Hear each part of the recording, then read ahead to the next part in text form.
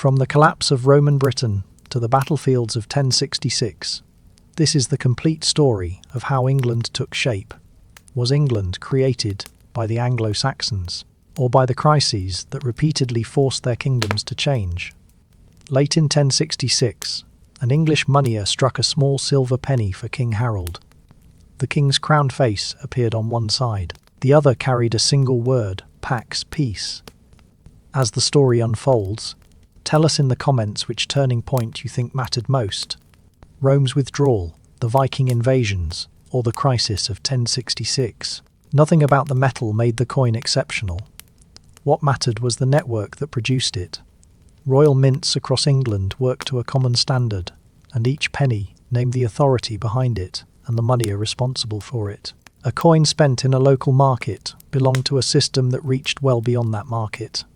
The same government could call out armies, collect taxes, send written orders, control the currency, and administer the country through shires. Courts met, fortified towns, guarded roads and rivers, and royal records preserved decisions. England in 1066 was not a loose scatter of villages, awaiting foreign organisation. It was already a developed northern European kingdom. But the penny carries a second question. If England already possessed this machinery before the Normans arrived, who had built it, and what had it cost to make one kingdom out of so many peoples? The name on the penny belonged to a king who would reign for less than a year. Harold Godwinson was crowned in January. By October, he lay dead on the ridge at Hastings. His defeat removed the ruling house and cleared the way for a Norman elite. But it did not explain the country the Normans had come to seize. That explanation begins centuries before Hastings. When there was no England, the English language had not yet taken its recognisable form, and nobody on the island belonged to a single English people. The starting point is the failure of another government, older, larger, and once far more powerful. During most of the 4th century, Britain remained firmly inside the Roman world. Wealth was distributed unevenly, and imperial control was never identical in every district. Yet the island still belonged to a political and commercial system stretching from the Atlantic coast to the eastern Mediterranean. Roads connected forts, farms, towns, and ports. Coins moved through markets. Taxes supported soldiers and officials. Imported pottery, wine, oil, glass, and metalwork arrived through long commercial networks. In the countryside, wealthy families lived in villas whose mosaics, painted walls, and heated rooms displayed both prosperity and cultural ambition. In towns such as Londinium, Eboracum, and Verulamium, public buildings and private businesses depended on the security provided by imperial government. Rome had changed Britain for nearly 4 centuries. It had not erased older identities, and large parts of the population remained rural, but it had given the province a framework. That framework depended on more than roads and stone buildings.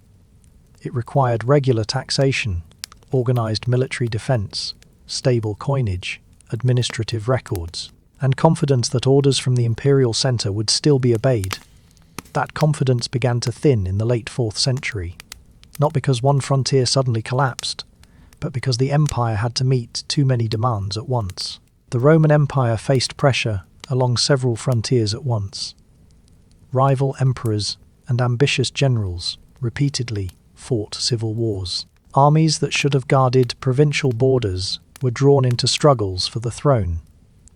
Britain, distant from the main centres of power, became both a source of troops and a base for challengers. In 383, the commander Magnus Maximus crossed to the continent with soldiers from Britain and attempted to seize imperial power. His campaign briefly succeeded, but he was eventually defeated and killed.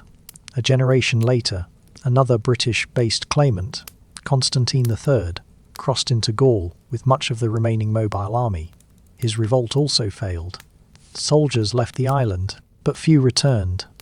The end of Roman Britain was therefore not a single moment when every legion boarded a ship. It was a process in which the institutions connecting the island to the empire became less reliable. Military units were withdrawn or redirected. The flow of new coinage declined. Officials could no longer assume that reinforcements, salaries, or instructions would arrive. The early 5th century brought a larger crisis. In 406, groups including Vandals, Alans, and Sueves crossed the Rhine into Roman territory. Gaul became a battleground. Italy itself was threatened, and Rome was sacked by the Visigoths in 410. In such conditions, a remote province across the Channel was no longer a priority. The uncertainty surrounding Rome's final withdrawal deserves its own investigation, and a later film will follow the competing evidence in detail. For now, the more immediate question is what people in Britain could still rely on once imperial help stopped arriving. A later historian, Zosimus, appears to describe the Emperor Honorius telling cities to provide for their own defence. The passage has often been treated as Rome's final message to Britain, although scholars continue to debate exactly which cities it concerned. Whatever the meaning of that particular order, the larger reality is clear. By the early 5th century, the Western imperial government could no longer maintain effective rule in Britain. This is where the story stops being a simple tale of decline. Rome's institutions had failed, but the island's people, roads, farmland, and political memory remained. Whoever learned to organise those surviving resources would not merely occupy Britain. They would begin to create England. Roman habits did not disappear at once. Roads stayed in use. People occupied older buildings, Christian communities continued, and local leaders still drew on Roman titles and ideas of authority. What was failing was the machinery that had kept towns supplied, public works repaired, soldiers paid, and disputes tied to an imperial centre. Coin circulation fell sharply. Large public buildings were no longer maintained. Some towns contracted into smaller defended areas, others lost much of their population. Many villas were abandoned, reused, or slowly dismantled. Imported goods became rarer. A society organised around taxation, and long-distance exchange became more local. The consequences were political as well as economic. Roman government had monopolised legitimate military authority. Once it withdrew, local communities had to decide who could raise armed men, collect resources, settle disputes, and defend territory. Landowners, former officers, regional dynasties, and military leaders competed to fill the gap. At the same time, Britain faced attacks and settlement from several directions. Pictish groups operated from the north. Irish raiders and migrants crossed the western seas. Germanic-speaking warriors appeared along the eastern and southern coasts. Some came as enemies. Others may have arrived as mercenaries hired by British rulers who needed troops more quickly than they could create new armies of their own. The surviving written evidence for this period is thin and difficult. The most influential early account was written by Gildas, a British Christian author of the 6th century. He was not trying to produce a neutral chronicle. He was preaching against the moral failures of rulers and clergy. In his telling, corrupt British leaders brought disaster upon themselves, first through civil conflict, and then by inviting Saxon soldiers who turned against their employers. Gildas's religious argument rests on a practical political problem. Britain still had land, food, people, and remnants of Roman wealth, but the collapse of central authority left those resources divided among competing communities. The island was not empty. It no longer had a government able to coordinate its defence. New arrivals from across the North Sea entered that divided landscape. They encountered an established population, surviving local powers, and valuable land, but no accepted centre strong enough to set the rules for the whole island. Later writers framed the arrival around a British ruler in difficulty, and two foreign commanders, Hengist and Horsa. According to later accounts, a leader remembered as Vortigern invited Germanic warriors to defend Britain against attacks from the north. The first group was led by Hengist and Horsa. They landed in Kent, fought effectively, and then demanded more land and supplies. When the agreement failed, the hired soldiers became conquerors. More ships arrived, and the newcomers spread across the eastern half of the island. The historian Bede, writing in the early 8th century, divided the migrants into three main peoples: The Jutes, he said, settled in Kent, the Isle of Wight, and parts of the southern coast. The Saxons gave their names to the kingdoms of the East, South, and West Saxons. The Angles settled more widely, especially in East Anglia, the Midlands, and the North.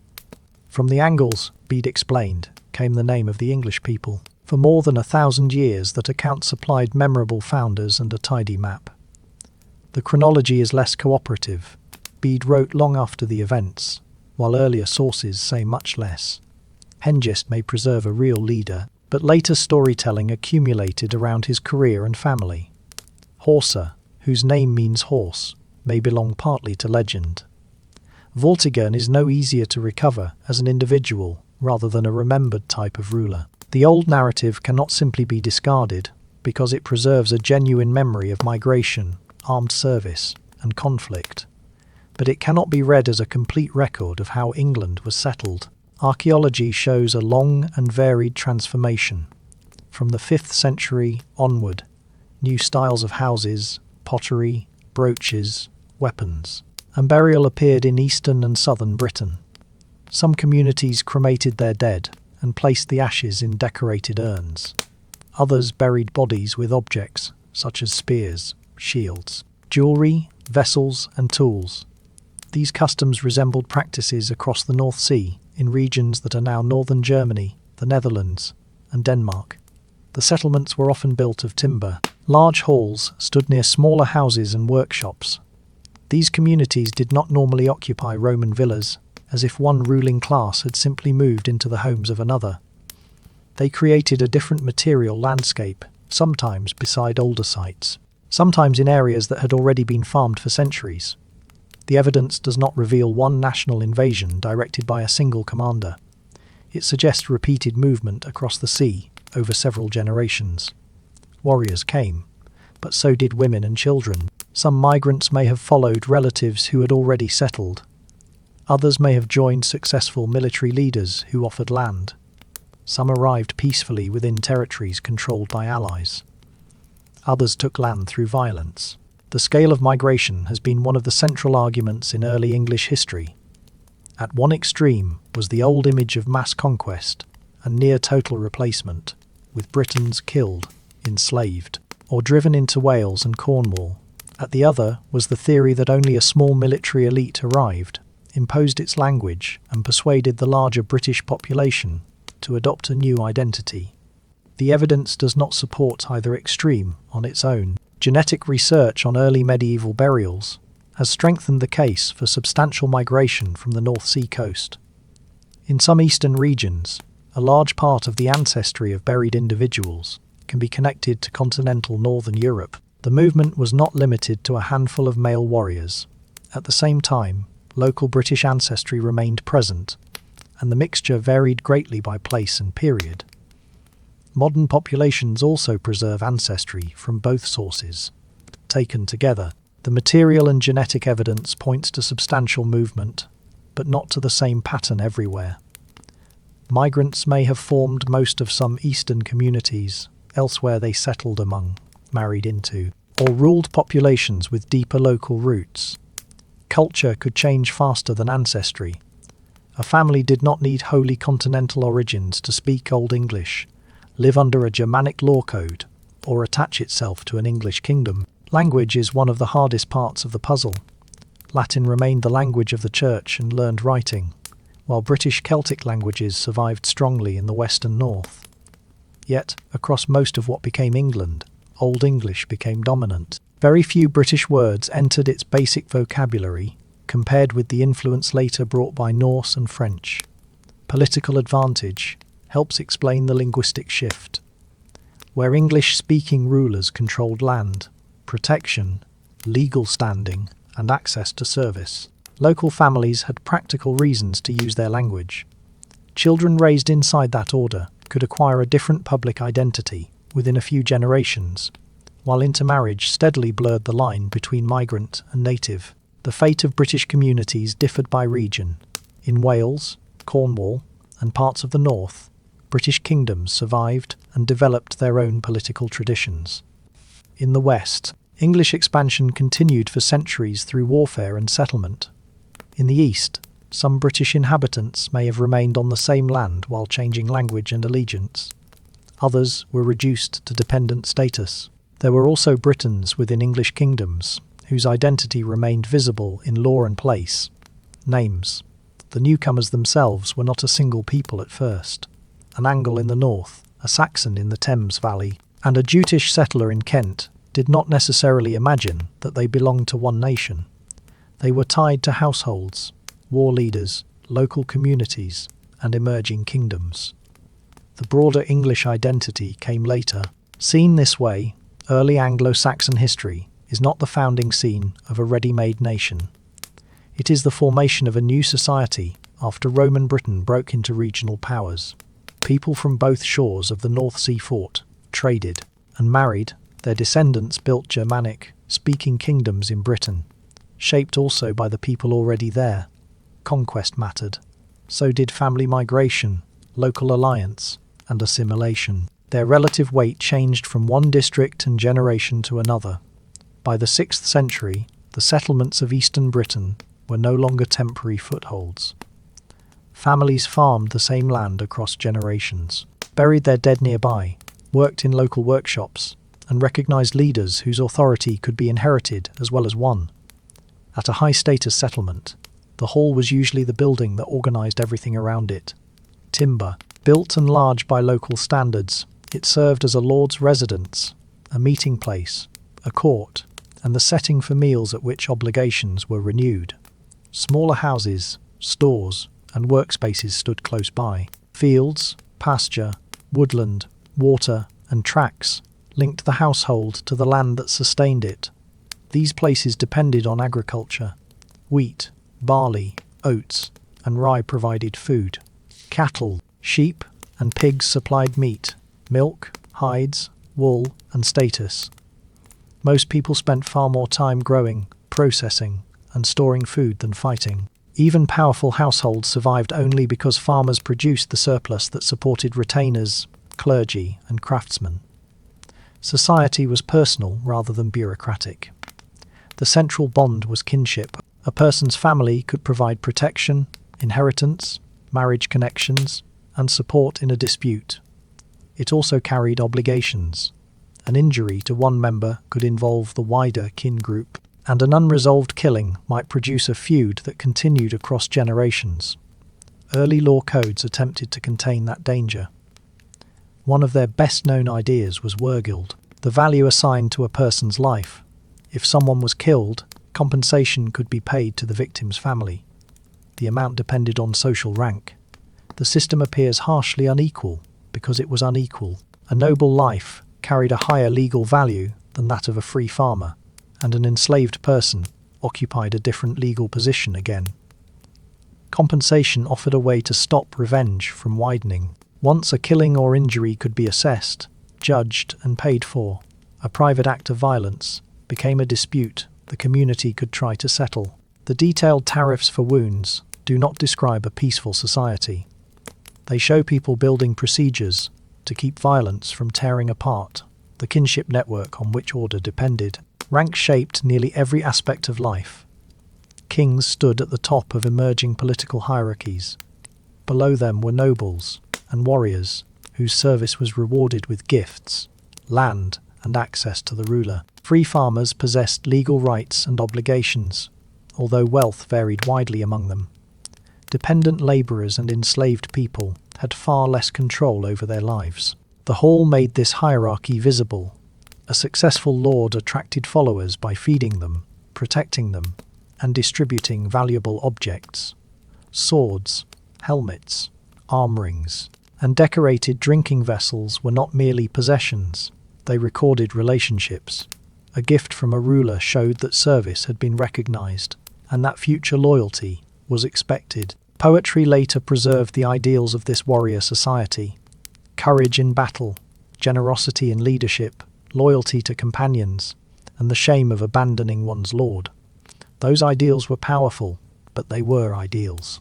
Real political life included betrayal, negotiation, and survival, as often as heroic sacrifice. Women's lives are harder to recover because most written sources were produced by men within the church. Law and charters show that women could own and transfer property, become religious leaders, and exercise influence within elite families. High-status marriages created alliances between kingdoms, while queens could shape patronage and succession. Archaeology also shows women buried with costly jewelry, vessels, keys, and imported objects.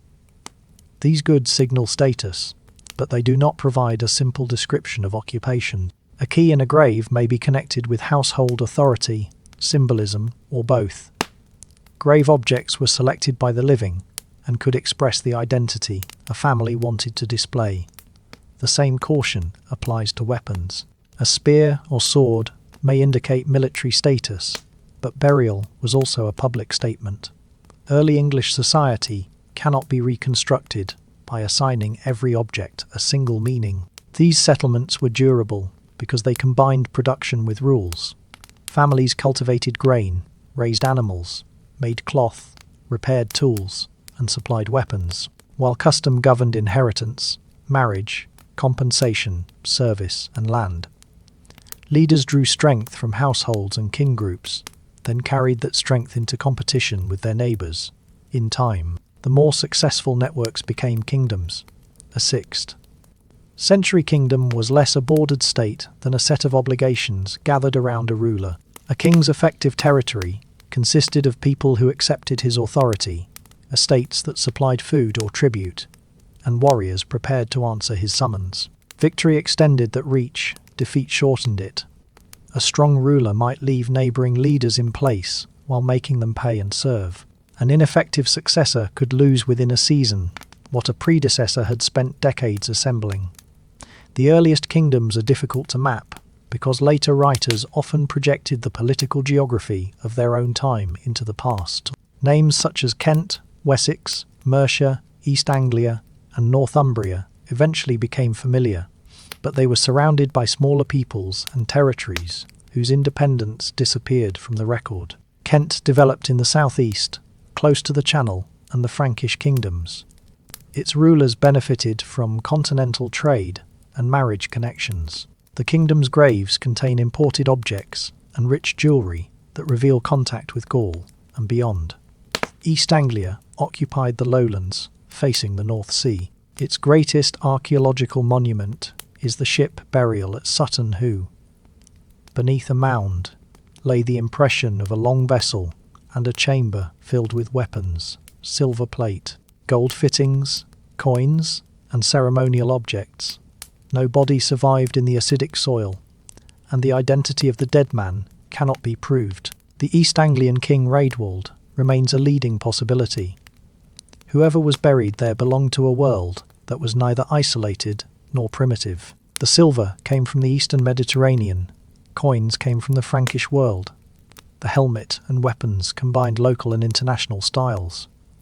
The ship itself connected royal power with the sea routes that carried people, wealth, and ideas around northern Europe.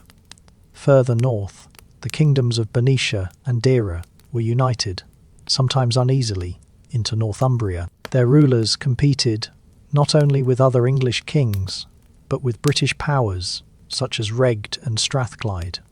To the west and south, the kingdom of the West Saxons expanded across territories where British resistance remained strong. In the Midlands, Mercia grew among the border peoples. Its central position placed it beside many rivals and gave its kings opportunities to control routes between north and south. Over time, Mercia would become one of the most powerful kingdoms in Britain. Later historians often describe this age as the Heptarchy, the rule of 7 kingdoms. The term is convenient, but the reality was never fixed at 7. Kingdoms merged, divided, vanished, and returned.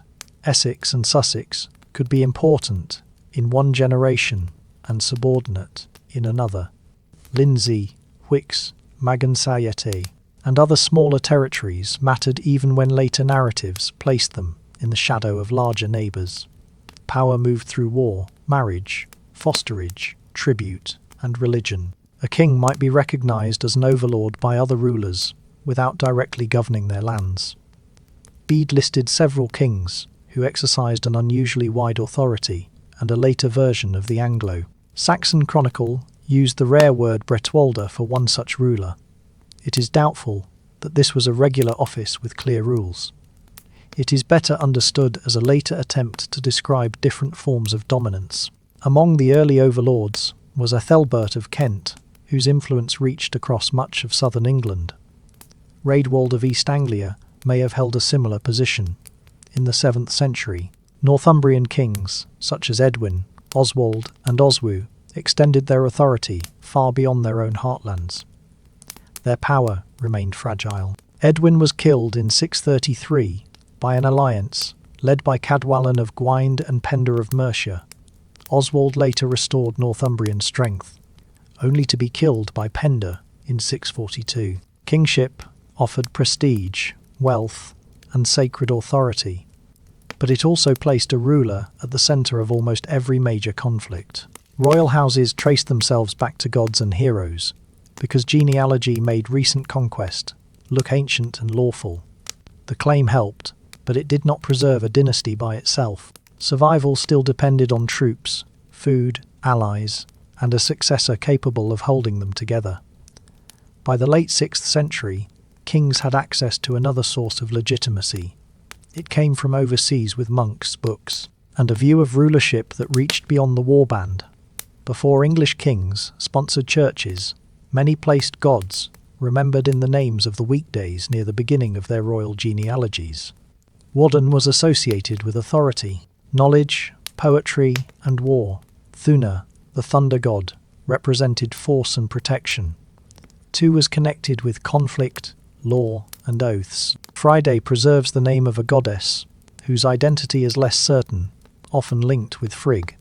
Royal genealogies placed Woden near the beginning of dynasties, giving political families a sacred origin.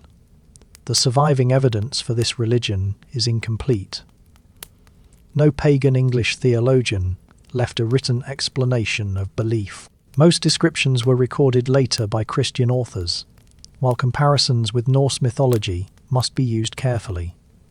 The gods worshipped in early England belonged to the same wider Germanic tradition, but the detailed stories preserved in medieval Iceland cannot simply be transferred backward and westward. Religion was embedded in place and practice. Offerings were made at springs, groves, halls, and other sacred locations. Amulets and burial customs suggest concern with protection, fertility, status, and the dangerous boundary between the living and the dead, someplace. Names preserve possible references to temples or sacred enclosures. Belief also included beings below the level of the great gods, elves, spirits, monsters, and forces associated with landscape and illness. For rulers, religion helped explain victory and descent. For farmers, it may have been concerned as much with crops, animals, health, and local powers as with the high mythology celebrated by warriors. There was no single pagan church, no central priesthood governing every kingdom, and no book that fixed doctrine. Christianity entered this world along more than one route. Christian communities had survived in Western Britain after the end of Roman administration. Irish monasteries sent missionaries through northern Britain. Frankish princesses brought their faith into English courts. The most famous organised mission, however, came from Rome. In 597, a group of monks led by Augustine landed in Kent. Pope Gregory the Great had sent them to convert the English. Bede later told a memorable story in which Gregory saw fair-haired English slaves in a Roman market and declared that they looked not like Angles, but angels. The wordplay is probably a polished origin legend, but it captures Rome's growing interest in the distant peoples beyond former imperial frontiers. Kent was a strategic choice. Its king, Athelbert, was one of the most powerful rulers in southern Britain. He was also married to Bertha, a Christian princess from the Frankish royal family. She had brought a bishop with her and worshipped at a church near Canterbury. The missionaries therefore arrived at a court where Christianity was already known and where continental politics mattered. Athelbert did not immediately abandon his religion. According to Bede, he met Augustine and his companions in the open air, perhaps because he feared foreign magic inside an enclosed space. He allowed them to settle in Canterbury, supplied their needs, and permitted them to preach. The king later accepted baptism, but the precise date and his personal motives cannot be recovered with certainty. The new faith made spiritual claims, but it also brought usable political connections. Christianity linked a king to Rome, to Frankish courts, and to clergy trained to read, write, manage estates, and negotiate across borders. A converted ruler could describe his authority as part of a universal Christian order, rather than only as the success of his household warriors. The first English law code to survive in writing was issued under Athelbert. It remained deeply rooted in traditional compensation, but its existence also shows the growing value of literacy at court.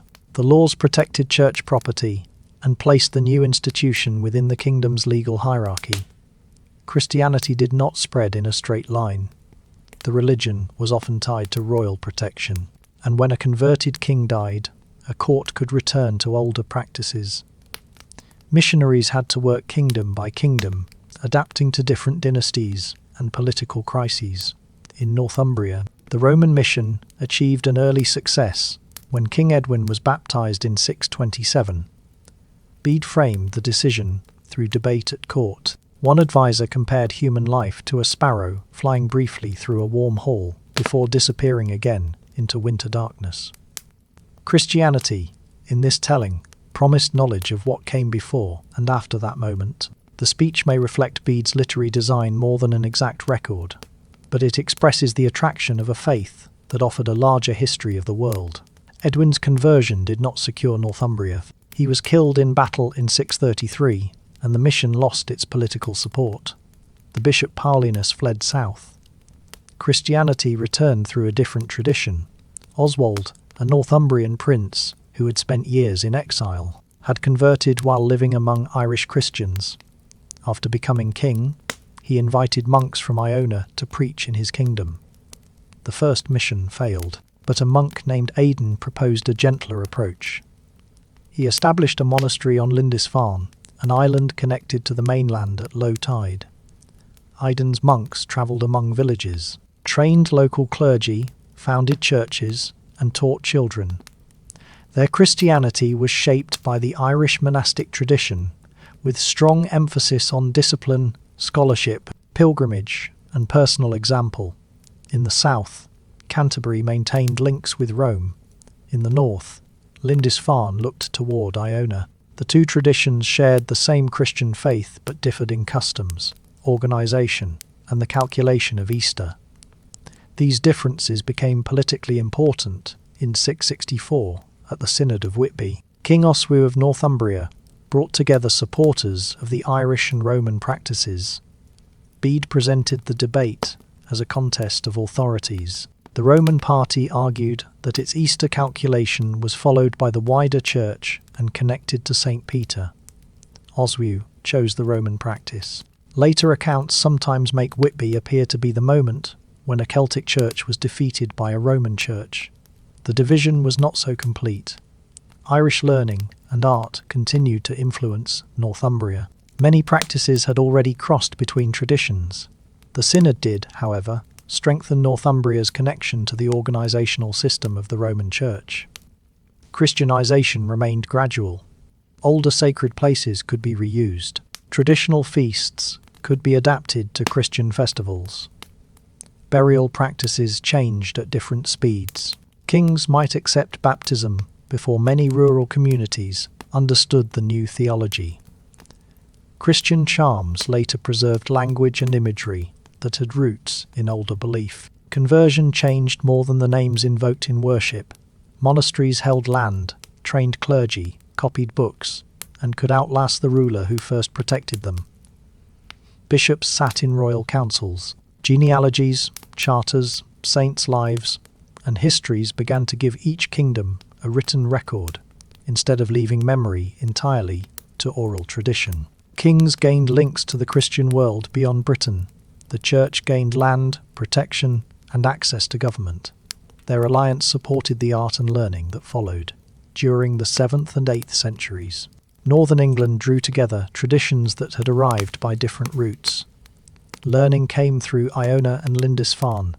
Books and Roman church practice travelled north from Canterbury and the continent. English craftsmen contributed the animal forms, metalwork, and poetic habits of an older warrior culture.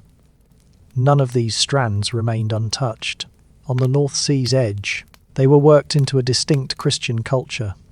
The Lindisfarne Gospels reveal that fusion.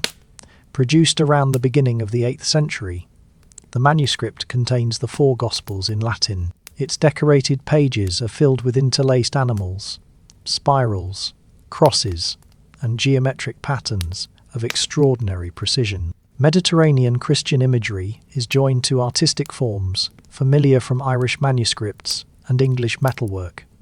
The book was not created merely to display wealth. Copying scripture was a devotional act. The labour of preparing parchment, mixing pigments, ruling lines, writing letters, and building intricate designs turned the manuscript into an offering. It also made the monastery a centre of specialised knowledge. Further south, the linked monasteries of Monk Wearmouth and Jarrow assembled a major library. Their most famous monk was Bede.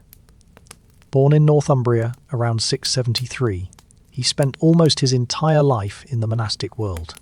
He wrote on scripture, chronology, natural phenomena, poetry, and the calculation of Easter. His ecclesiastical history of the English people remains the most important narrative source for the conversion and early kingdoms. Bede assembled letters, local traditions, documents, and reports from correspondents across Britain. He was unusually careful about separating direct knowledge from hearsay. Although he never wrote as a neutral observer, the Church supplied his framework, Christian conduct shaped his judgments, and the emergence of an English Christian people gave his history its direction. His language helped give unity to a political landscape that remained divided.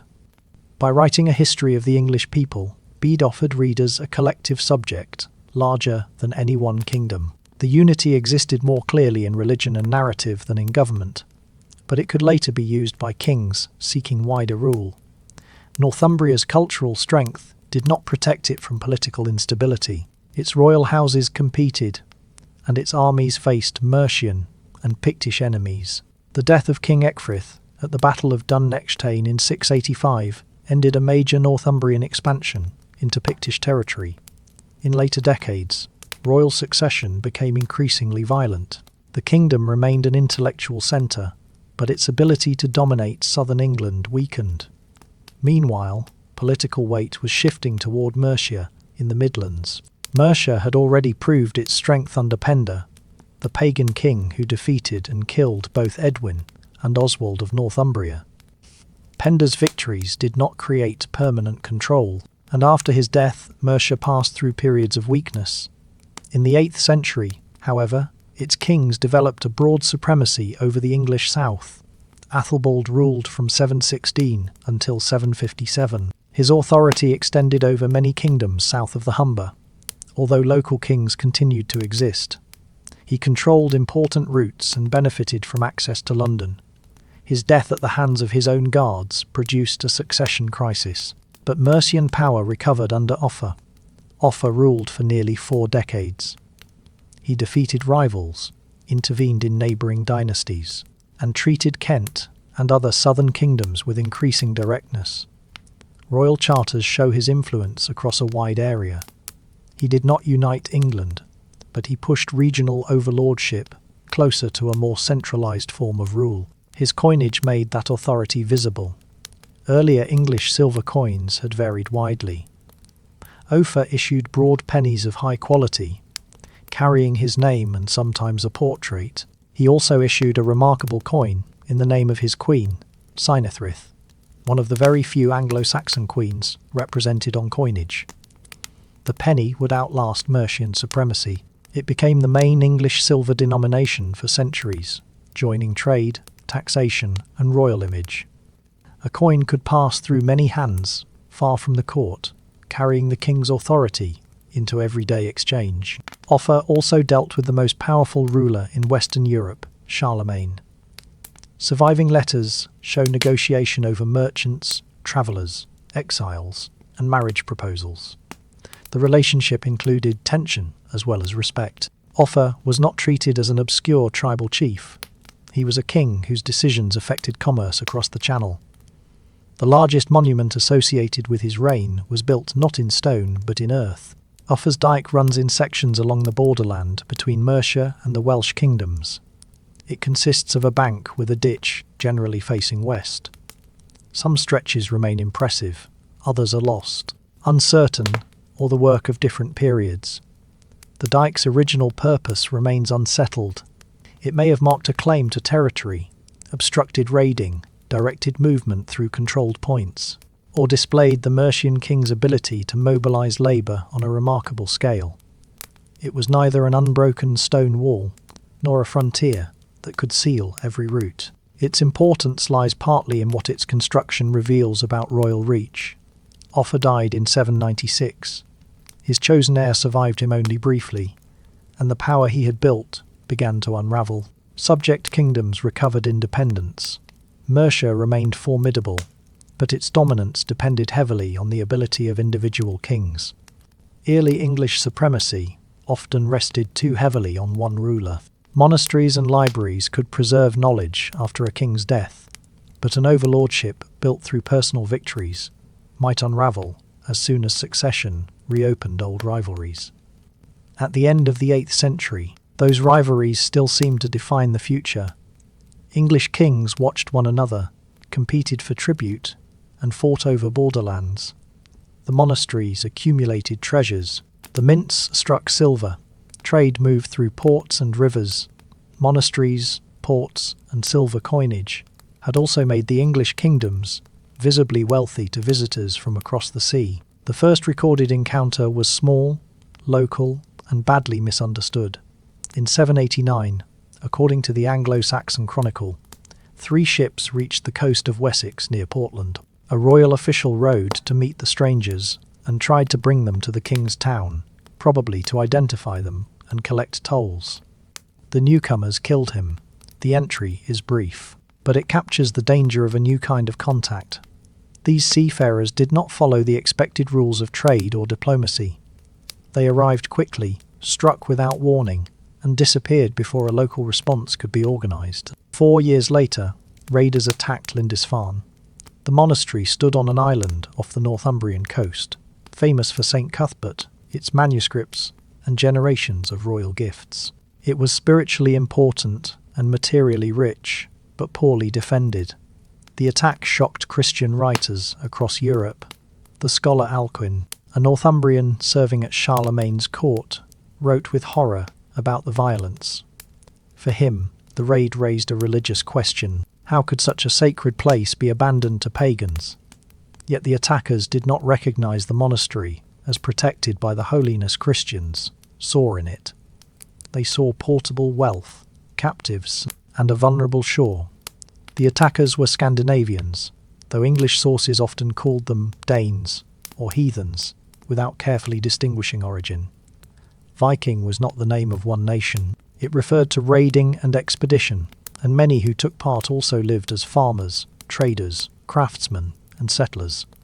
Their greatest advantage was mobility. Scandinavian ships were strong enough to cross open sea and shallow enough to enter rivers. Crews could sail, row, beach a vessel, and move again with speed. The same ship could carry warriors, horses, goods, and captives. A coastal watch might see the fleet too late. An inland settlement could be attacked from a river that had never seemed like a military road. The causes of the Viking Age were complex. Political competition within Scandinavia may have pushed ambitious leaders abroad. Expanding trade networks showed where silver and wealth could be found. Population growth may have mattered in some districts. Improvements in ships and navigation made long expeditions more practical. The monasteries and towns of Britain offered attractive targets. No single cause explains raids that extended from the North Atlantic to the rivers of Eastern Europe, nor were Scandinavian activities limited to plunder. The same networks carried traders, settlers, mercenaries, and explorers. Violence and commerce often used the same routes. No single cause explains the increase in raiding. Scandinavian political competition, demand for silver and captives, trade opportunity, and maritime organisation all contributed. English monasteries and ports offered portable wealth with limited defences. Successful expeditions also supplied information and contacts for later crews. Monasteries were especially exposed. Their treasures had been gathered for worship, not defence. Their isolation, once valued for prayer, made them easy to surround. Yet raids alone did not destroy the English kingdoms. The decisive change came when Scandinavian armies began to remain in Britain. In 850, a force overwintered on Thanet. Permanent camps allowed campaigns to begin early and continue across more than one season. Fleets grew larger. Leaders gathered men from multiple warbands. Tribute became as important as immediate plunder, because a frightened kingdom might pay enormous sums to redirect an army toward a rival. In 865, the force remembered as the Great Heathen Army landed in East Anglia. Its exact size is unknown, and the word great may describe its importance as much as a precise number. What made it different was duration and purpose. This army came prepared to move through kingdoms, seize winter bases, demand supplies, and take land. Its leaders are associated in later tradition with the family of the legendary Ragnar Lodbrok, but the sagas were written much later. Contemporary sources identify commanders, including Ivar, Halfdan, and others without providing the complete family drama later attached to them. The army first exploited division in Northumbria. The kingdom was weakened by a civil war between rival kings. In 866, the invaders captured York, the former Roman city of Eboracum. The Northumbrian rivals, united too late. Their attempt to retake the city ended in defeat, and both were killed. York became a Scandinavian centre. Its position linked river routes, the North Sea, and the agricultural wealth of the Vale of York. Under Norse rule, it would develop into a major town of craft production and international trade. The army returned to East Anglia, where King Edmund was defeated and killed in 869.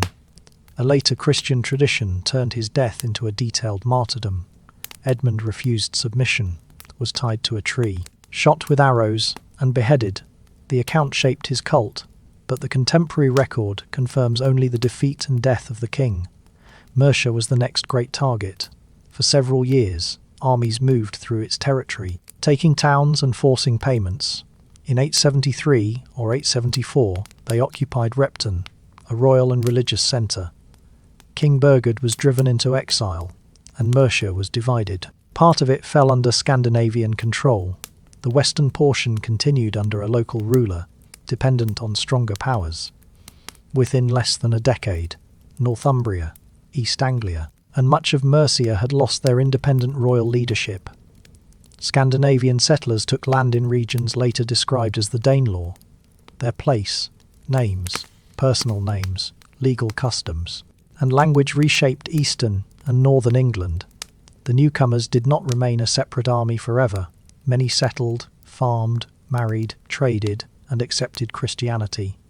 Norse and Old English were related languages, allowing contact and borrowing, words such as sky, law, take, husband, and they entered English through Scandinavian influence. Local society became mixed, although political conflict continued. In the 870s, however, settlement still depended on conquest. One major kingdom remained unconquered. Wessex faced an enemy that had already dismantled the old balance of power. By the end of the 870s, 3 old kingdoms had been broken or reduced. Wessex remained independent, and its survival now depended on a king who had inherited a war already in progress. Alfred was the youngest son of King Athelwulf of Wessex. He grew up in a royal family, already engaged in war with Scandinavian armies. He travelled to Rome as a child, received a religious education, and developed a lasting interest in books. He also suffered from a painful recurring illness, whose modern diagnosis remains uncertain. Known of this made him an unlikely stranger to war. Before he became king, Alfred fought beside his older brothers.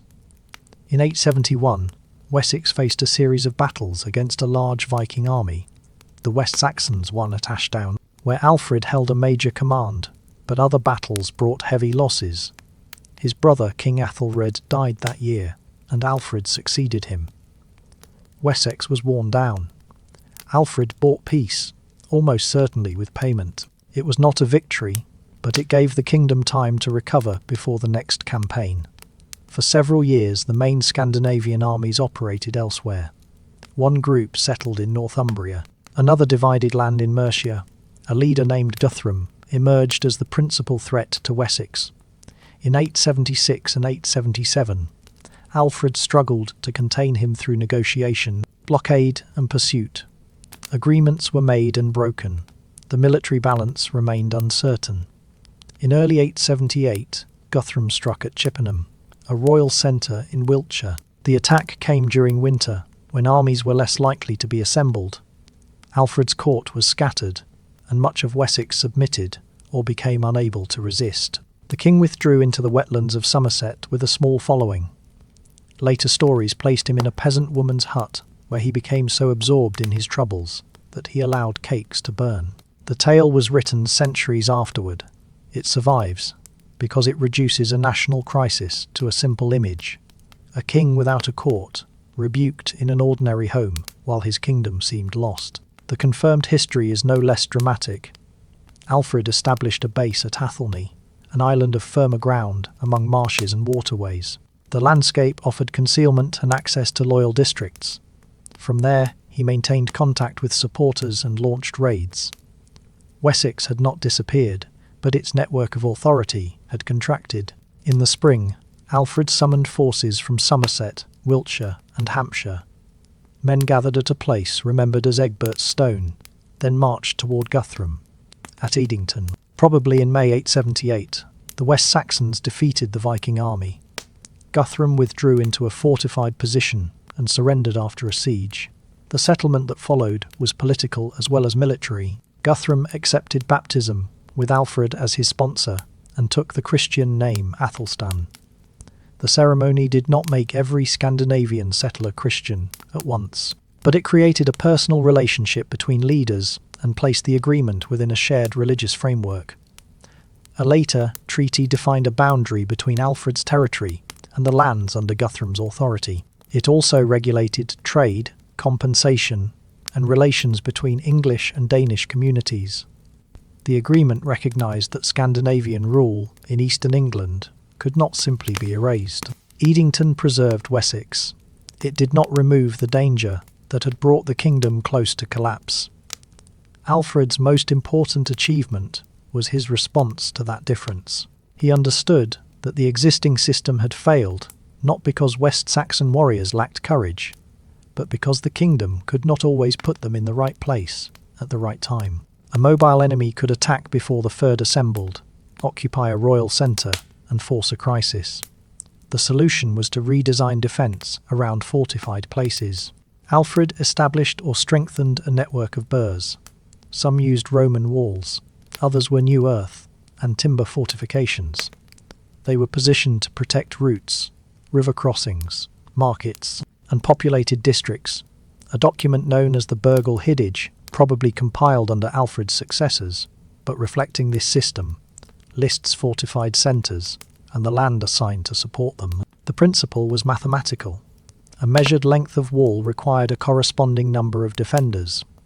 Land obligations were connected to garrison duty and maintenance. The burhs changed the strategic landscape. Raiders could still move quickly, but they could not assume that every wealthy centre was open. If an army passed a fortress, defenders might threaten its supply line. If it stopped for a siege, the king gained time to gather a field army. Alfred also adjusted military service, so that one part of the Fyrd could remain in the field while another stayed home. The precise arrangements are not fully recoverable, and later writers may have made the system look cleaner than practice allowed. Even so, the principle answered a real problem. Men could not protect the kingdom if every long campaign ruined the farms and households that supported them. He experimented with ships as well. Later tradition called him the father of the English navy. But earlier English rulers had used fleets, and Alfred's naval record was mixed. His importance lay in recognising that defence had to include the coast and rivers, as well as fortified land routes. The reforms were tested in the 890s, when a new Viking army arrived after campaigning on the continent. The fighting extended across several years. The invaders built camps, moved along rivers, and sought support in Scandinavian-held regions.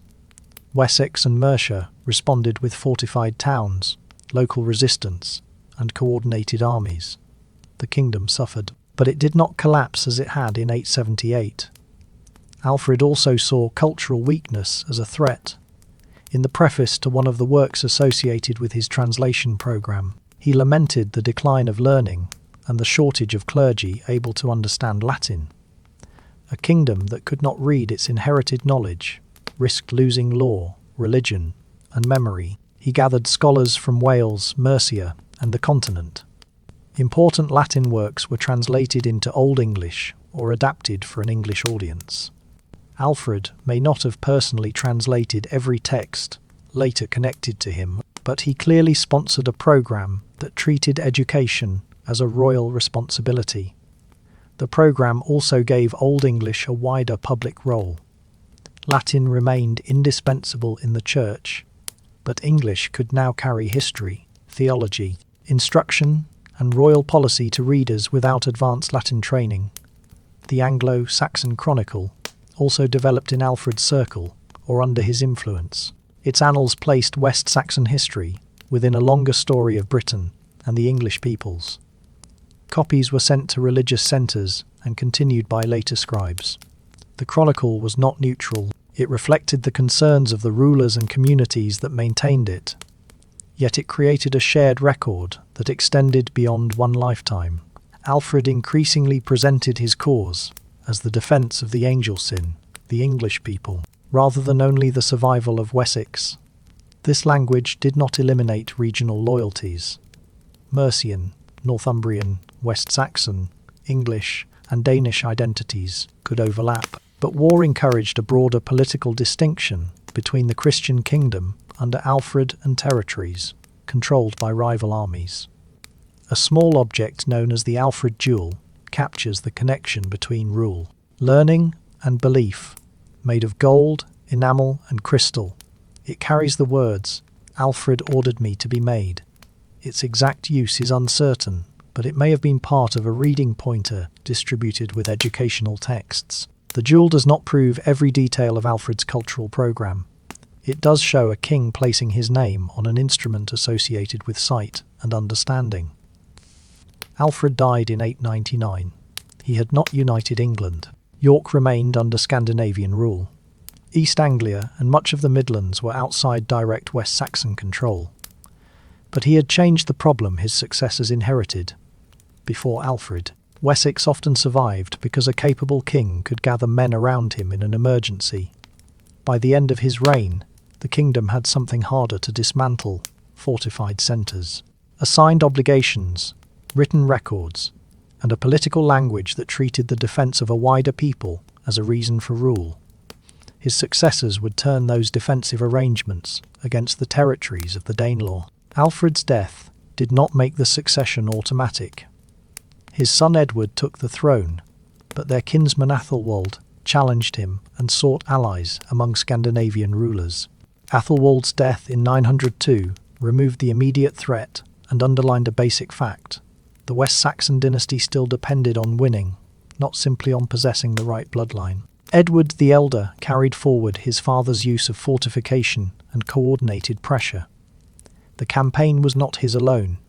His sister Athelflaed became the other central organiser of the reconquest. Athelflaed had married Ethelred, the ruler of English Mercia. This western part of Mercia had survived the Scandinavian conquests and operated as an ally of Wessex. The marriage connected the two houses, but Mercia was not simply a West Saxon province. It had its own aristocracy, traditions, and political interests. When Ethelred's health declined, Athelflaed took an increasingly active role. After his death in 911, she ruled as the Lady of the Mercians. Her position was exceptional, but not inexplicable. She belonged to the West Saxon royal family, had spent years within Mercian government, and had the support of leading Mercian nobles. Edward and Aethelflaed built fortified towns in a coordinated campaign. The burhs served as defensive bases, administrative centres, and points from which territory could be controlled. Instead of chasing Scandinavian armies across open country, the rulers advanced step by step, securing roads, river crossings, and settlements.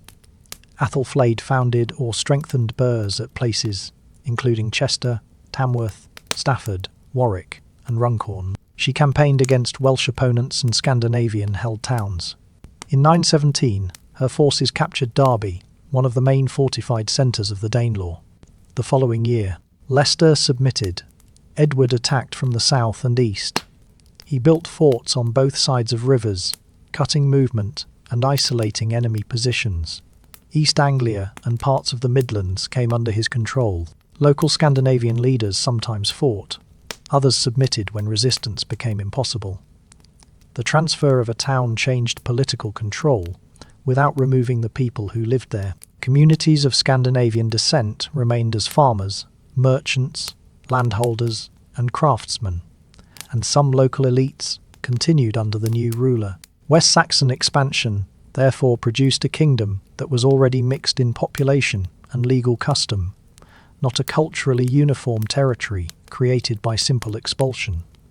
Aethelflaed died in 918. The Mercians briefly accepted her daughter Aelfwine as ruler, but Edward removed her and took direct control.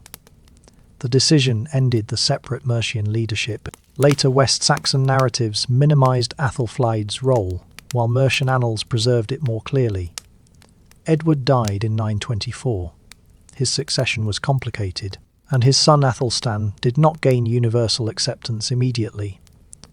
Aethelstan had been raised in the Mercian court, possibly under Aethelflaed's protection.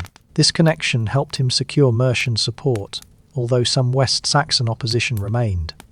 Aethelstan inherited a realm that controlled Wessex, Mercia, and much of the former Danelaw. One major centre remained outside it, York. The city had returned to Scandinavian rule and was connected to Norse politics across the Irish Sea. In 927, Aethelstan captured York and expelled its ruler. One king governed all the major territories that would form England. Earlier kings had claimed wide overlordship, but Aethelstan possessed a more direct and continuous kingdom. His titles reflected that ambition. Charters called him King of the English and, at times, ruler of all Britain.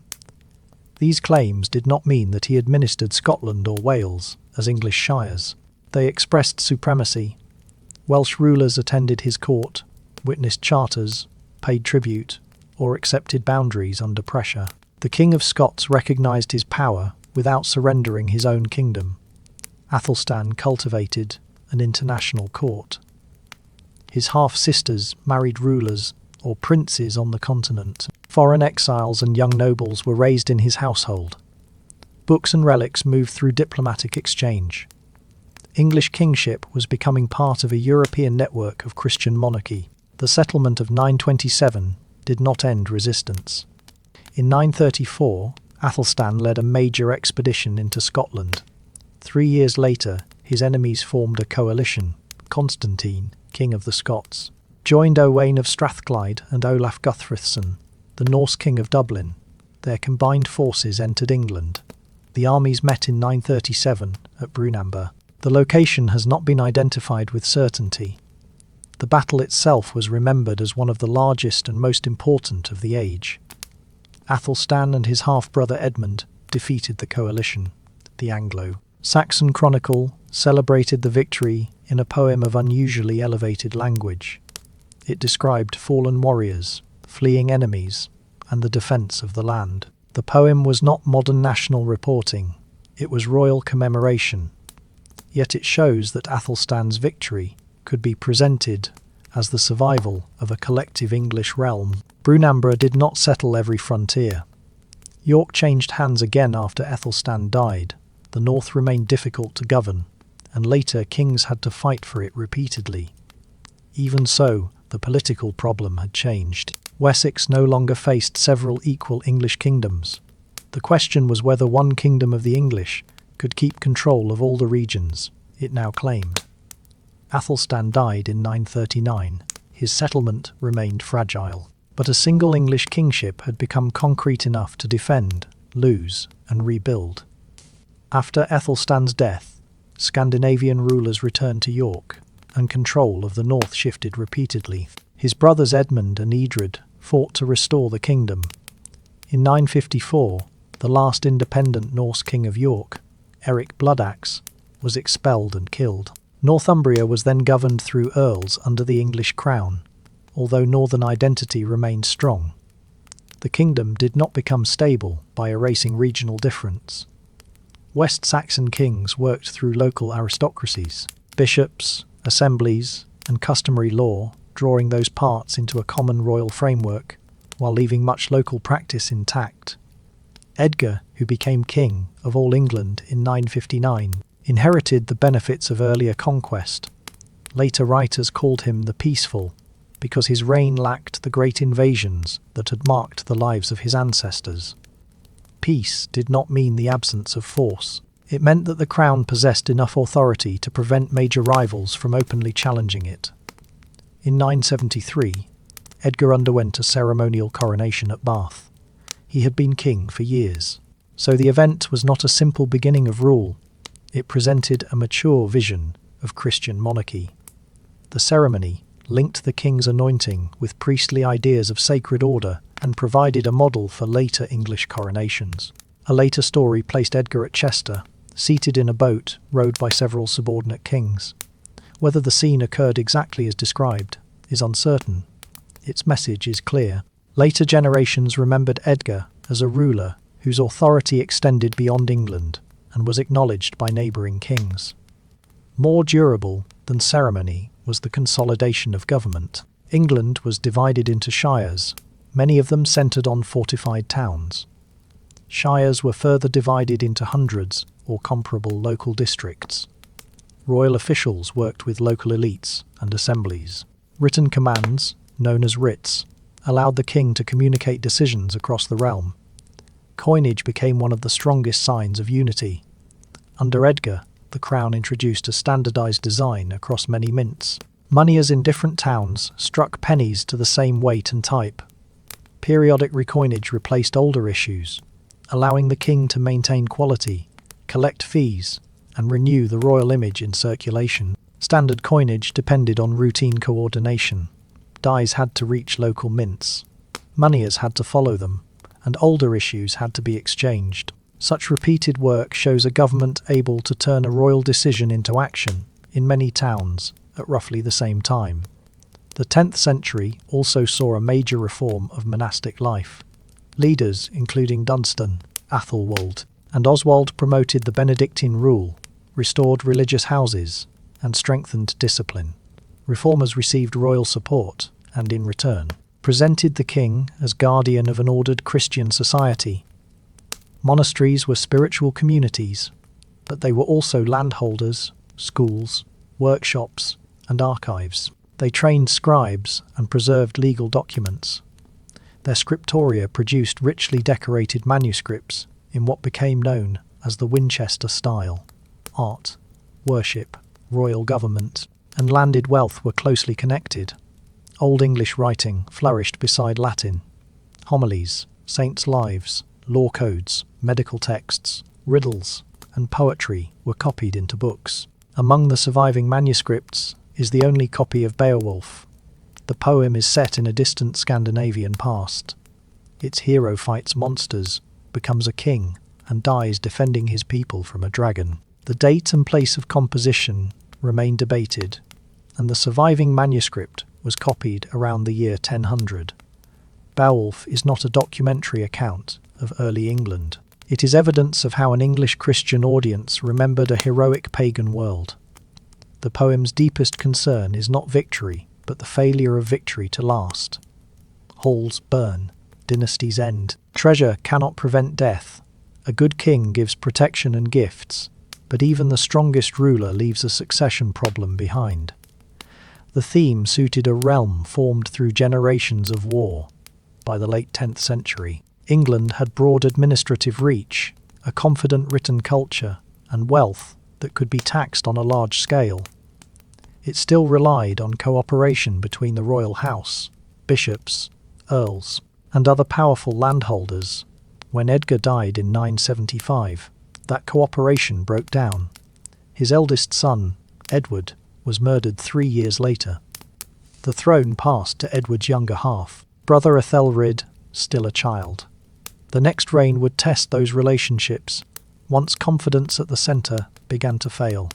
Athelred's later nickname is misleading in modern English. Unready did not mean that he never prepared. It came from the Old English unread, bad counsel, and played on Ethelred, noble counsel. He came to the throne under poor conditions. His half-brother Edward had been murdered. Suspicion surrounded the new regime, and Athelred was too young to direct events himself. Powerful households competed around the child king. When he began to rule personally, he inherited a political culture in which loyalty had to be secured again and again. In the 980s, Scandinavian raids resumed. At first, they resembled earlier attacks on coasts and monasteries. By the 990s, larger fleets operated under experienced leaders. England was a richer target than it had been a century earlier. Its silver coinage, growing towns, and efficient taxation made it possible to extract wealth on a scale unknown to the first raiders. Athelred's government tried several responses. Armies and fleets were assembled. Coastal defence was organised. Commanders were appointed. Diplomacy and conversion were used when possible. The king also paid attackers to leave. These payments became known as danegeld, although contemporary terms varied. Paying tribute was not irrational when an army could destroy crops, burn towns, and disrupt trade. A payment could save lives and redirect the enemy. The problem was that England's ability to raise silver advertised its value. A successful payment could finance a larger return. The taxation required to produce the money demonstrates the kingdom's strength. Tens of thousands of pounds of silver could be collected through local institutions and delivered to the crown. But repeated demands placed heavy pressure on landholders and communities, while the political benefit often lasted only until the next campaign. Athelred's failures were not the work of one incompetent man. Armies arrived in different regions. Local commanders acted according to family interests. Rival nobles accused one another of betrayal. Fleets were difficult to supply and coordinate. A kingdom could possess strong administration, while still lacking reliable strategic leadership. In 991, an English army met raiders near Maldon in Essex. The surviving Old English poem has Earl Byrhtnoth permit the enemy to cross a tidal causeway before the main fight. Pride, calculation, and poetic shaping are difficult to separate in the account.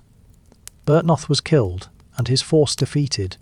The poem then turned the loss into a test of loyalty, as individual warriors decided whether to stay beside their fallen lord. In 1002, Ethelred ordered the killing of Danes living in England on St. Brice's Day. The order survives, but its reach is uncertain. It could not have been carried out across Scandinavian-dominated districts where the king lacked the power to massacre entire communities. Archaeology has identified violent deaths that may be connected with the period, but no single discovery proves the full scale or purpose of the order. The act deepened the memory of conflict. Later, tradition connected it with the family of Svein Forkbeard, King of Denmark, who launched increasingly powerful campaigns against England. The English court also became linked to Normandy. Athelred married Emma, sister of Duke Richard II. The marriage was intended to reduce support that Viking fleets received in Norman ports and to create a valuable alliance. It also gave future Norman rulers a dynastic connection to the English crown. In 1013, Svein launched a conquest. Regional leaders submitted as he advanced. Athelred, Emma, and their children fled to Normandy. For a brief period, Svein was accepted as king, but he died in early 1014. The English political community invited Athelred to return, apparently on the condition that he govern more justly. This agreement is one of the clearest signs that late Anglo-Saxon kingship was not unlimited. A king needed recognition from leading men and could be recalled under negotiated terms. Sweyn's son Cnut continued the war. Athelred died in 1016, leaving the defence to his son Edmund, later called Ironside. Edmund fought a rapid series of campaigns against Nut. The struggle ended after the Battle of Asandun, where Cnut won a decisive victory. The two rulers divided the kingdom. Edmund retained Wessex, while Cnut controlled the north, and was to inherit the rest after Edmund's death. Edmund died within weeks, and Cnut became king of all England. Scandinavian armies had broken the English political order once before. In the 9th century, they divided old kingdoms and settled their lands. In 1016, Cnut inherited a single state, because Alfred's descendants had already joined those kingdoms and built institutions that a conqueror could take over intact. Nut entered his reign as a conqueror and acted accordingly. Rivals were killed or exiled. Large earldoms went to men he trusted, and England raised a heavy tax to pay the fleet before most of its ships returned home. He did not, however, treat England as a permanent military camp. The more useful course was to rule through the institutions he had seized. He married Emma, the widow of Athelred.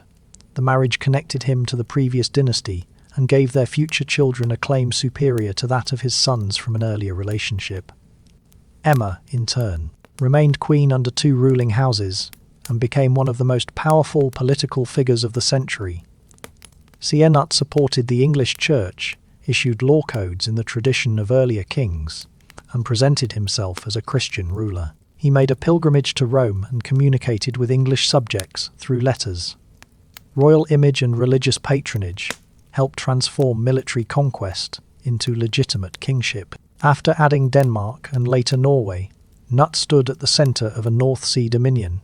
Empire is a convenient label, but it can imply more administrative unity than existed.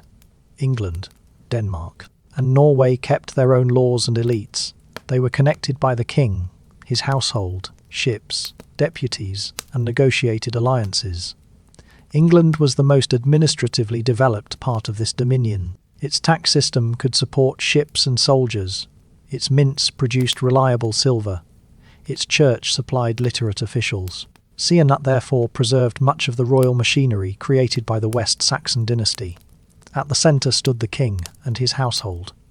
Below him, great earls governed large regions, especially Northumbria, Mercia, East Anglia, and Wessex. Their power was necessary but dangerous. An earl who controlled land, courts, and warriors could become almost a regional prince. The shire remained a basic unit of government. A sheriff represented royal authority, collected revenues, and helped administer justice. Shire courts brought together bishops, earls, officials, and local landholders. Hundreds held more frequent assemblies for smaller disputes and obligations. Royal government reached local society through land. Estates owed food, labour, money, military service, bridge work, and fortress maintenance.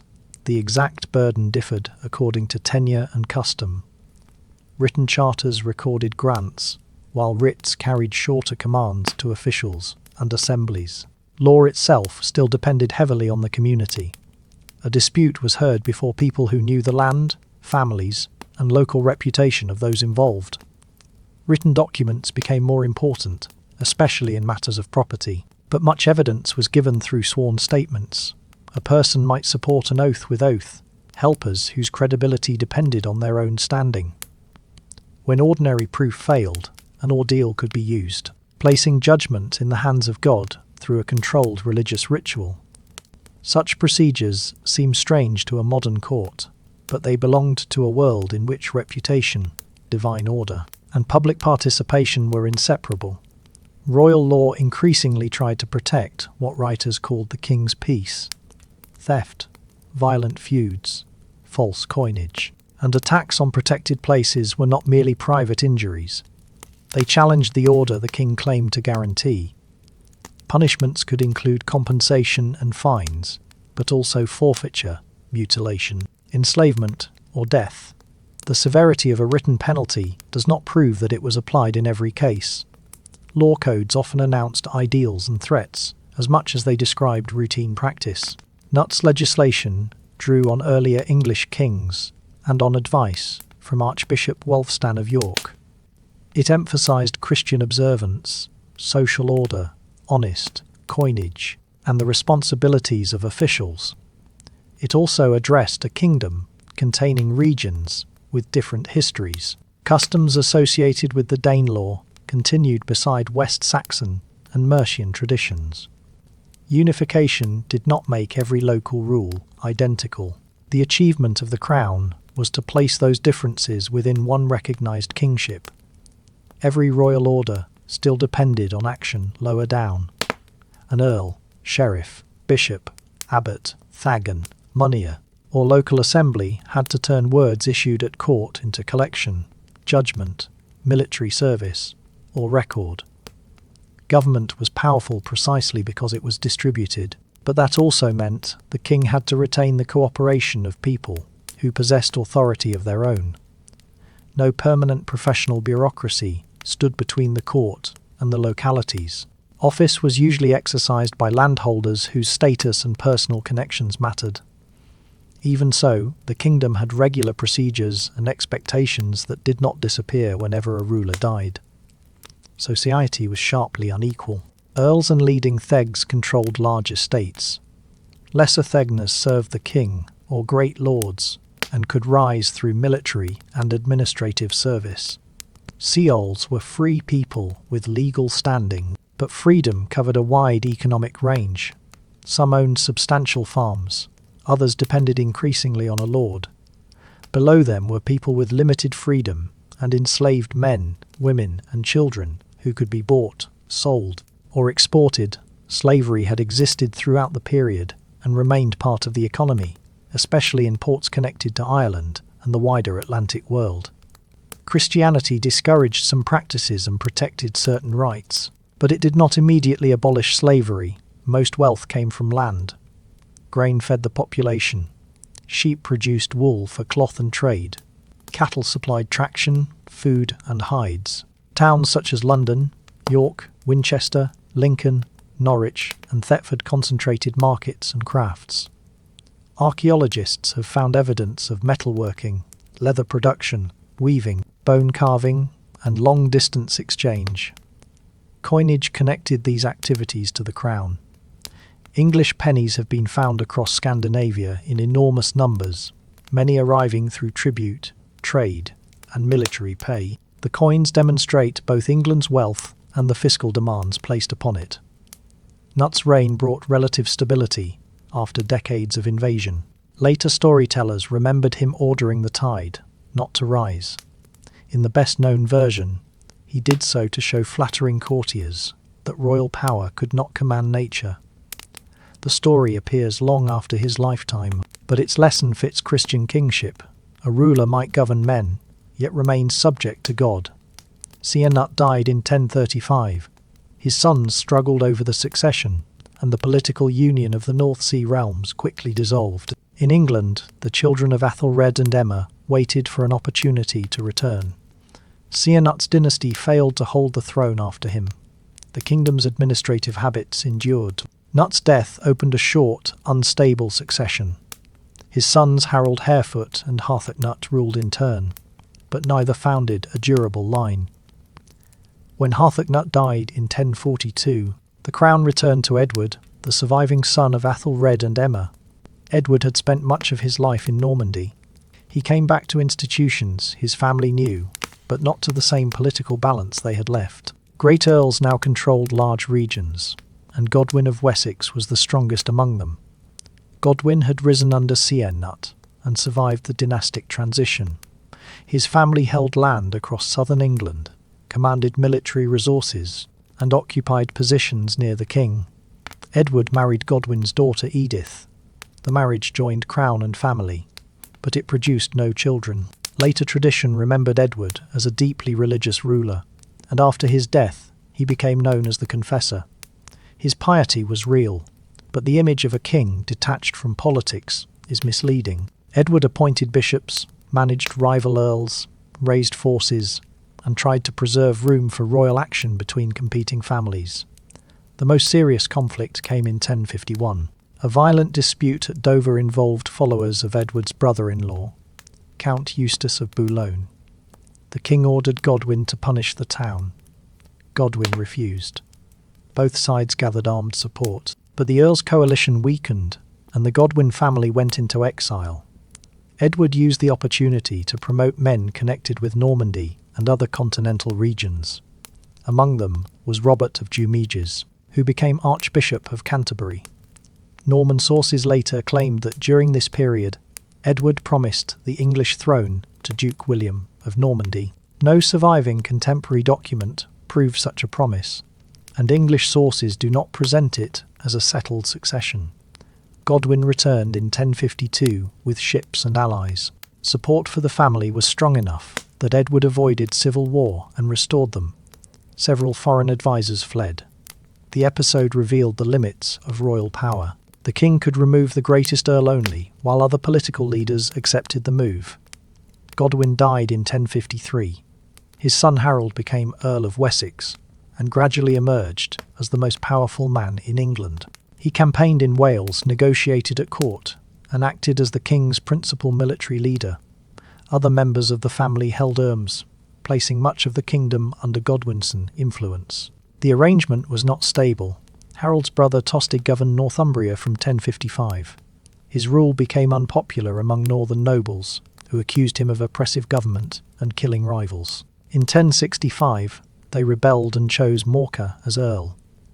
Harold accepted their demands, rather than force the north to receive Tostig again. Tostig saw the decision as betrayal. He went into exile and searched for foreign support. The conflict within England's strongest family would soon become part of a larger invasion. At some point before 1066, Harold travelled to the continent and entered William's power. The reason for the voyage is uncertain. Norman accounts claimed that Harold swore a sacred oath supporting William's succession. The Bayeux Tapestry shows an oath, but not its full terms. English writers either denied its importance or passed over it.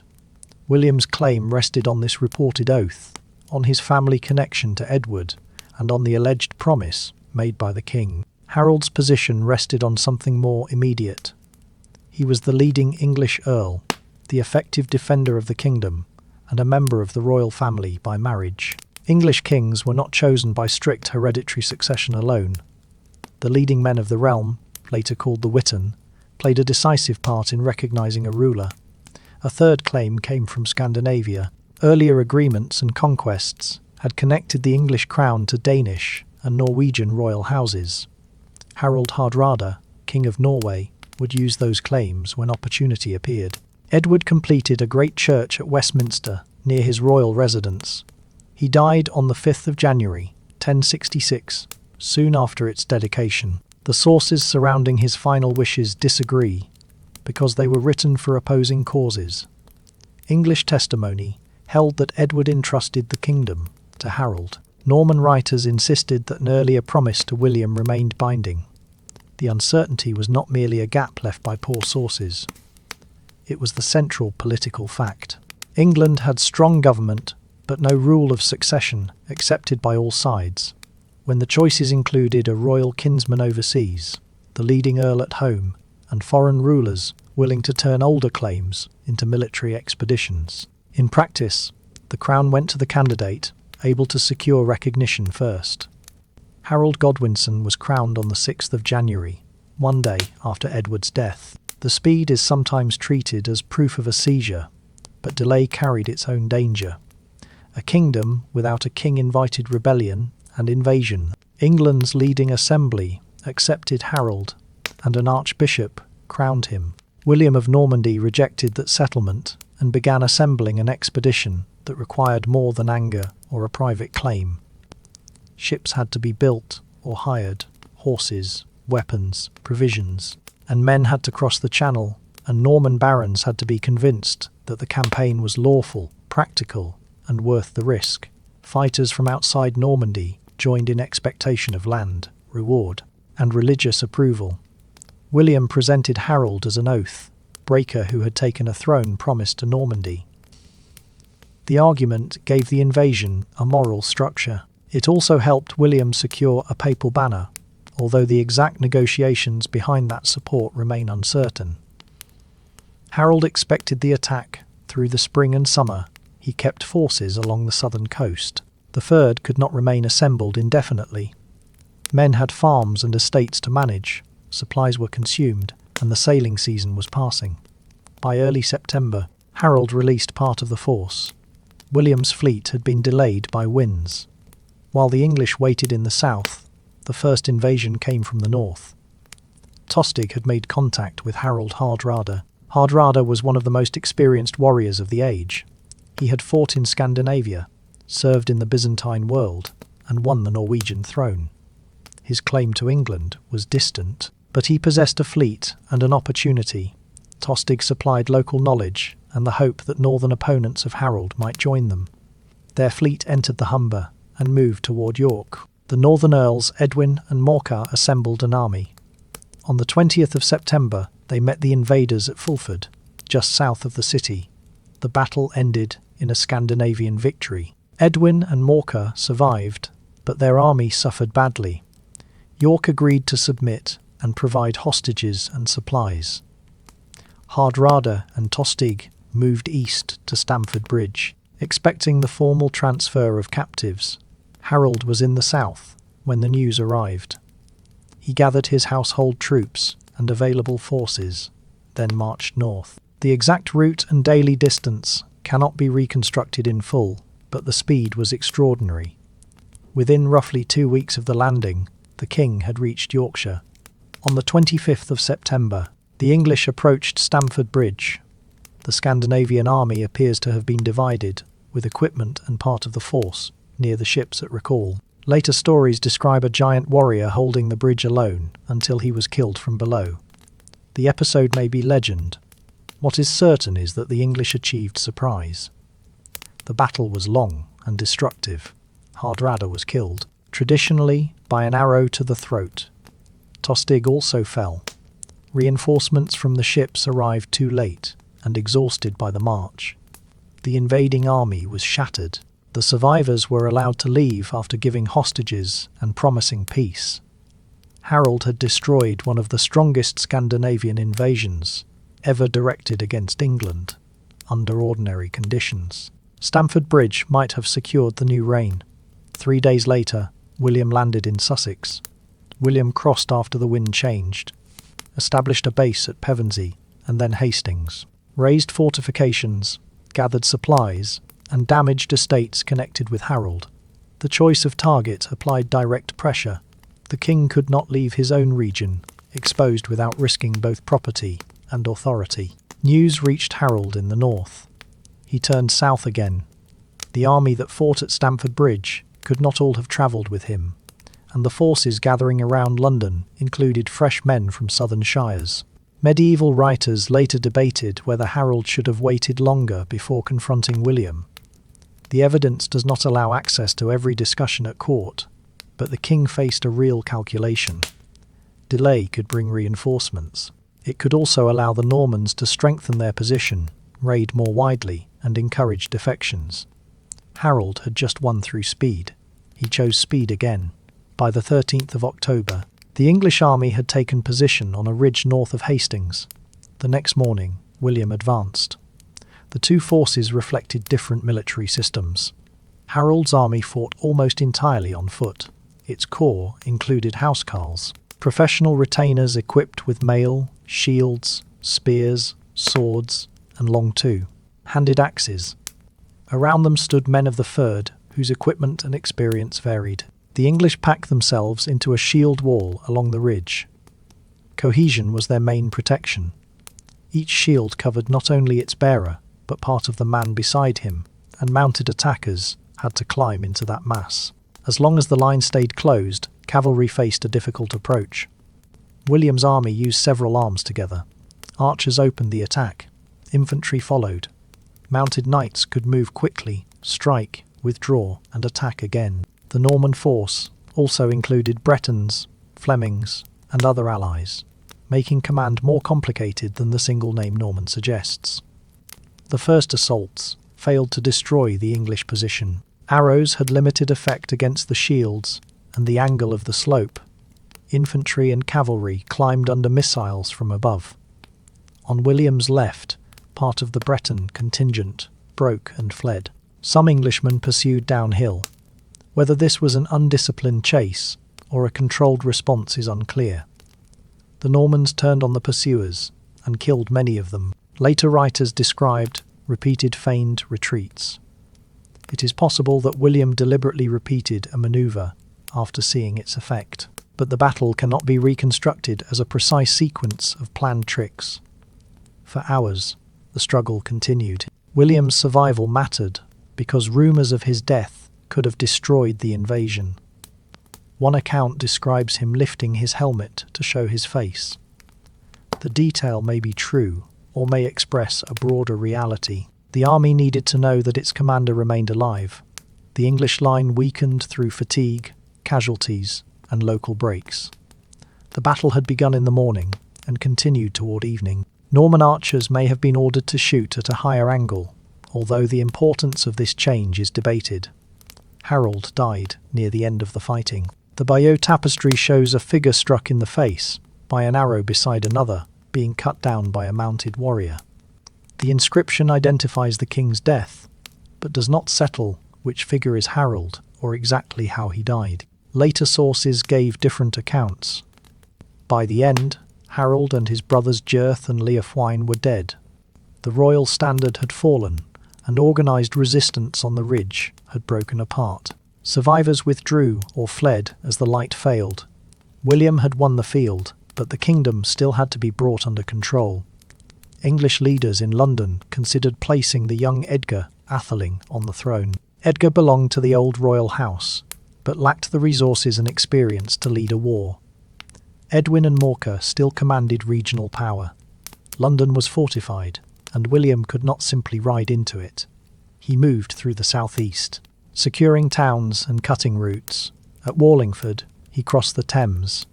His army approached London from the north and west, threatening the political centre without launching a direct assault on its strongest defences.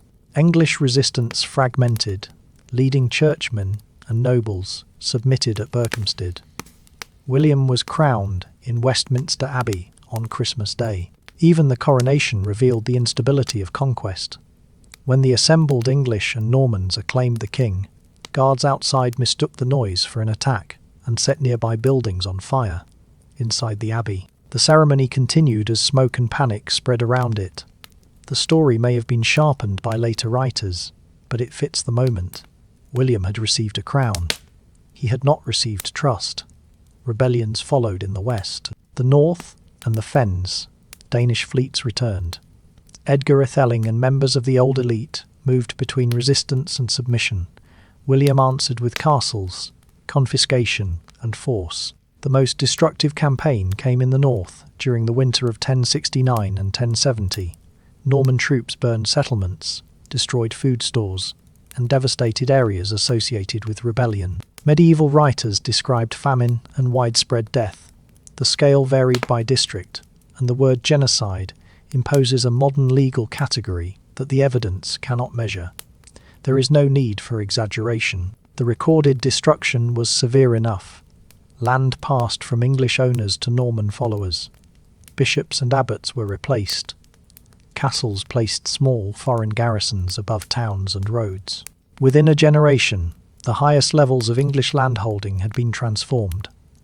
William did not have to invent an English state after the conquest. He retained shires, sheriffs, writs, coinage, taxation, and many local courts, while English clerks supplied administrative knowledge the new regime needed. The people at the top changed rapidly. Much of the machinery below them remained in use. That continuity helps explain the outcome. England attracted an ambitious invasion because it was wealthy and governable. Once the king and senior leaders were destroyed in battle, the same organisation made the country easier for a new ruler to possess. The Norman Conquest ended the old royal dynasty and replaced most of the governing elite. It did not remove England's population. language, or institutional framework. The redistribution at the top was extensive. Norman and other continental lords took estates formerly held by English earls and thegnis. Castles changed the balance of force around towns. Roads and estates. French became the language of the court and aristocracy, and Latin continued to dominate much writing and church administration. English lost status in elite government and literary production, though it remained the daily language of most inhabitants. But English continued to be spoken by most of the population. It changed through contact with Norse and French, as languages always change, and eventually re-emerged as the principal language of the kingdom. Many of its most common words still descend from Old English: house, bread, child, wife, husband, earth, water, king, and home. The map also preserved the past. Place names ending in ham, tun, worth, bur, by, and Thorpe record different waves of English and Scandinavian settlement. Shire boundaries, market centres, roads, and local assemblies continue to shape administration long after the conquest. Norman government strengthened royal control, but it inherited essential tools from its predecessors. The survey recorded in Domesday Book depended on shires, hundreds, estates, and obligations that already existed. William's silver pennies belonged to the same national monetary tradition that had carried the images of Edgar, Athelred, Nut, Edward, and Harold.